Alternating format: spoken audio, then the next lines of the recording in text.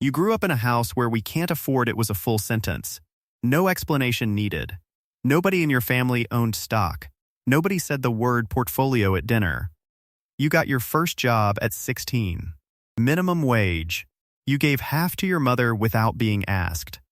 Nobody taught you money. You taught yourself, badly, one mistake at a time.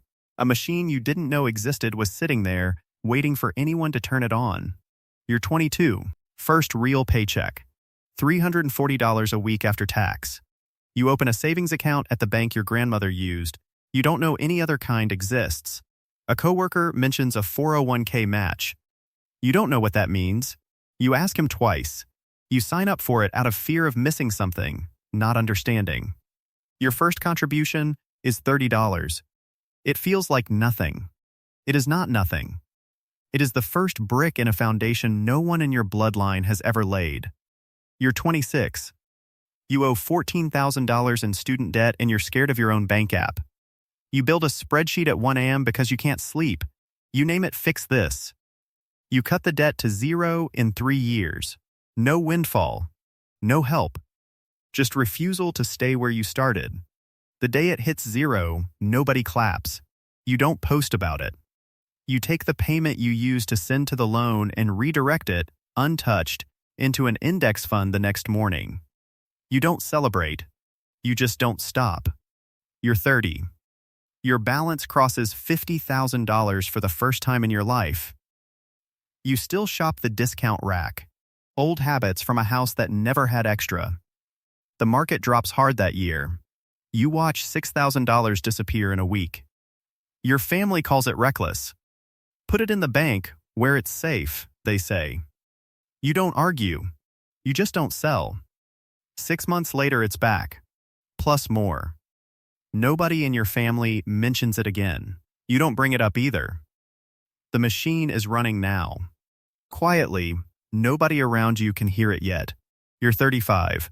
You buy a small duplex, live in one half, rent the other. Your parents don't understand why you'd take on debt to buy something. Debt was always the enemy in your house. You explain leverage twice. They still don't fully trust it. The tenant's rent covers the mortgage. The extra goes straight into your accounts automatically before you can spend it. You are the first person in your family to own property outright of any kind. You don't say that out loud at Thanksgiving. You just quietly become the answer to your own childhood. You're 41. Net worth crosses $400,000. You still drive the same car you bought used at 28. A sibling asks to borrow money. You help, but you set terms this time. That's new for your family. Money used to be either given freely or fought over, nothing in between. You start reading about trusts, not because you're rich, but because you're tired of guessing. You set up a simple will. First one in your family's history. No one had ever had enough to need one before you.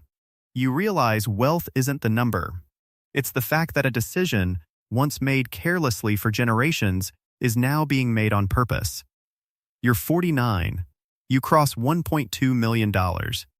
Your kids have never once heard "we can't afford it." They've heard "let's check the budget" instead. A different sentence. A different inheritance, already, before any money changes hands. You put your oldest in a custodial investment account at 12. She doesn't understand compounding yet. She will. You realize the actual gift was never going to be the balance. It was going to be that she'll never have to teach herself this alone, the way you did. You paid full price to learn what you know. She gets it for free. That was always the point. You're 61. The number stopped mattering years ago. Your accountant handles things you don't fully track anymore. That used to sound like something other people had. Your children ask you real questions about money now, at the dinner table, out loud, in a house where that used to be silence. You watch your daughter open her own retirement account the week she turns 22. She doesn't ask anyone twice what it means. She already knows. The machine that once sat quiet in a house that couldn't afford anything is still running. It doesn't need you to watch it anymore. Somewhere tonight, a 16-year-old hands half their first paycheck to a parent who needed it and thinks that's just what you do with money. They don't know yet that the other half could become everything. You didn't either, once, but they will.